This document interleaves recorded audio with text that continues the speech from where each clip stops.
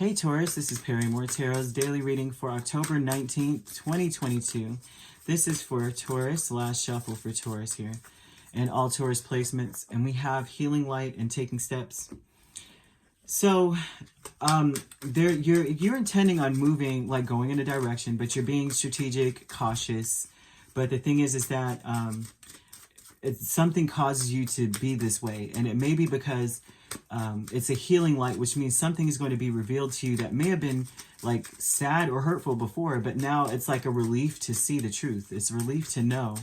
It's a relief to have light shed on something you've been waiting on. Five of Pentacles. It could be that it's someone that you cut out with this Queen of Swords, someone that you ignore, someone that you or someone that ignored you or shut you out. You feel shut out by this person. You don't feel close to them. Three of Wands and Five of Pentacles, and you have Queen of Swords. So the Queen of Swords is about taking steps.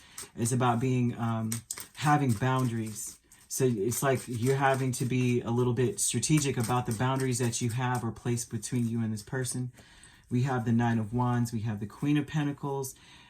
We have the Seven of Swords. So we could be dealing with an air or an earth energy. So with this, right? So the healing light with the Three of Wands, Nine of Wands, Five of Pentacles, Queen of Pentacles, is that you may realize that it's like you may see that you may have been waiting to be shut out. You may have been expecting that. You may, you're waiting. There's an energy of waiting to be nurtured, waiting for someone to be generous, to offer something tangible that, like a promise or something. There may be an energy of a fear of abandonment, a fear of being shut out. There's something here about that. There's also maybe a fear that someone is they're flighty, that they may talk a good game, but then they're going to leave you high and dry where you are. So there's a fear of abandonment here. And that is what's healing, is that you realize that there may be an energy of you feeling like you can't, like you're expecting for a person to leave you high and dry. Like whoever this person is, for that to occur, there may not be trust here. There may be some hurt with the Nine of Wands. There's triggering. There's a lot going on with this. So, not just triggering, but there's a lot of hurt. So, Nine of Wands, or it also says it's almost like you've reached out before and they didn't take it. They didn't, you know what I mean? Almost rejection. So it heals you to see that, oh, you know what? The problem is I may have a fear of abandonment. I'm waiting for someone to abandon me. I'm waiting to have to do something on my own. Seeing it is like, oh, okay. But before, that may have been very hurtful because of the fact that maybe you were already, maybe they did this. So you have a fear of it. Taking steps, Queen of Swords and the Seven of Swords. You don't really have a choice other than to erect healthy boundaries.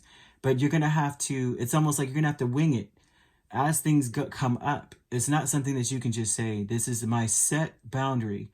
It's like you have to be able to, you're very sharp. So they're almost saying that you can discern as situations arise when you need to erect a boundary between you and a person, right? When you need to have standards in some way.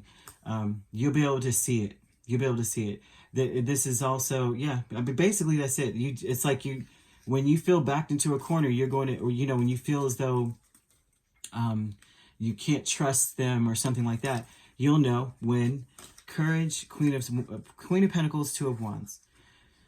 Well, this is about, you have to have the courage to be able to, protect yourself. You have to have the courage to do that. That it's almost like a test. Will you protect yourself? Or you know what I mean? There's some sort of test going on here, spiritual test of, not being so guarded in some way, like being able to be open, but also knowing when to erect the boundaries, not always being so guarded. That's the courage, right? Not always being closed, but knowing when to close and when to open is the test, right? That's the test. You have friends and colleagues with Six of Pentacles and Eight of Wands. This is very, very nice, actually. It's like the things that you're working on, the people you're working on are friends. These are people that you can depend on, okay? it's almost like you can bank on them. You can depend on them. You can expect good things from the people, your friends, and the people you work with. You can actually expect good things from them. This is like you scratch my back, I scratch yours. There are people in your space that are they're there for you. They'll show up for you. And that's something that really kicks things off, where you realize, you know, I do have good people in my life, or I have great friends, or I have great people that are in my profession that support me. And so this will be you realizing, just because of that, that you can afford to choose when to open and when to close. When you have this fear of abandonment issue going on, you stay closed up. And so there's people in your space that are not this, you know, that don't cause or trigger that in you. So then you realize it helps you to open up. If you have people in your life that are like that you may work with, or just friends, they show you. And just by the fact that you don't ever have to close up with them, they show you that that's possible, that you can have that in your life. So you don't have to always be so tight and closed up kind of thing, right? So you're taking steps on figuring out what the best boundaries are for you. You're not taking any mess. This is someone who's very sharp and sees you coming before you even show up.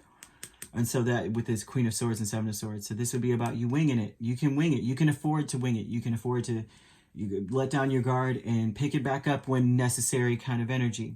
I like this. I actually like this. So we have earth and we have air energy. So you could be dealing with another Taurus. Or you could be dealing with a Virgo or a Capricorn. We also have Libra, Gemini, or Aquarius. You could be an air. Oh gosh, I'm saying Aries, Taurus, Gemini cusp. Doesn't have to be, but and this also could be on your chart. But this is beautiful. All right. If you'd like to book a personal reading with me, my links are on my page. Peace, love, and light. Take care.